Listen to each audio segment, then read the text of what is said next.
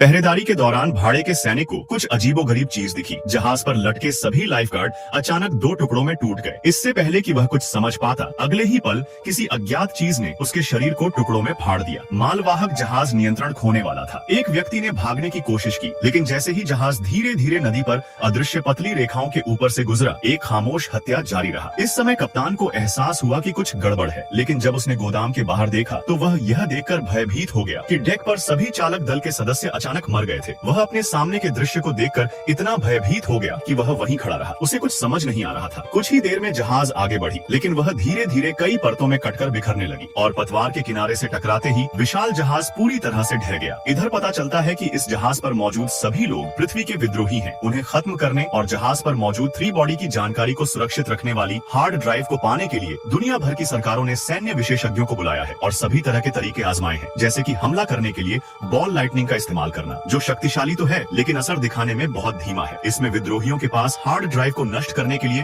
पर्याप्त समय था। यदि जहाज पर सीधे न्यूट्रॉन बम का प्रयोग किया जाए तो जहाज पर सवार सभी लोग तुरंत मर सकते थे, लेकिन इसमें हार्ड ड्राइव के क्षतिग्रस्त होने की पूरी संभावना थी। तब एक व्यक्ति ने पतवार को काटने के लिए उड़ने वाले चाकू का उपयोग करने का विचार दिया। उड़ने वाला ब्लेड नैनो मटेरियल लोहे को मिट्टी की तरह काट सकता है। प्रत्येक ब्लेड बाल की मोटाई से 10 गुना पतला होता है, फिर भी यह अत्यंत मजबूत होता है। निर्दोष जहाजों को नुकसान पहुंचाने से बचने के लिए प्रत्येक उड़ने वाले ब्लेड पर साधारण स्टील के तार का एक टुकड़ा बांध दिया गया था और अंत में एक भारी स्टील की गेंद लटका दी गई थी। जब अन्य जहाज यहाँ से गुजरेंगे तो उन्हें बस स्टील की गेंद को नदी की तलहटी में गिराना होगा और उड़ता हुआ ब्लेड उसके साथ पानी में डूब जाएगा। तभी कुछ ही देर बाद एक विशाल जहाज धीरे धीरे फेयरेन की ओर बढ़ रहा था। इसी जहाज पर हमला करना था। कैप्टन की छठी इंद्री ने भांप लिया कि आगे खतरा है, लेकिन उन्हें रडार या नंगी आंखों से कुछ भी असामान्य नहीं दिखा। उसने गम का एक टुकड़ा चबाया, लेकिन वह नहीं जानता था कि वे मौत की उल्टी गिनती में प्रवेश कर चुके थे। उड़ते हुए ब्लेड से कोई आवाज नहीं आई और किसी को भी खतरे का पता नहीं चला। जहाज की मोटी स्टील की प्लेटों के कटने से सिर्फ चिंगारी की आवाज आ रही थी। जहाज पर मौजूद विद्रोही एक के बाद एक उड़ते हुए ब्लेडों से चुपचाप टुकड़े टुकड़े हो गए। एक व्यक्ति नीचे देखा और अपनी कमर पर एक चिकना घाव देखा जो उड़ते हुए ब्लेड का निशान था। वह 3 शरीर की जानकारी को नष्ट करना चाहता था, लेकिन जैसे ही आगे बढ़ा उसका शरीर तुरंत अलग हो गया। कुछ ही मिनटों के बाद विशाल जहाज पूरी तरह से नष्ट हो गया और गिरी हुई प्लेट की तरह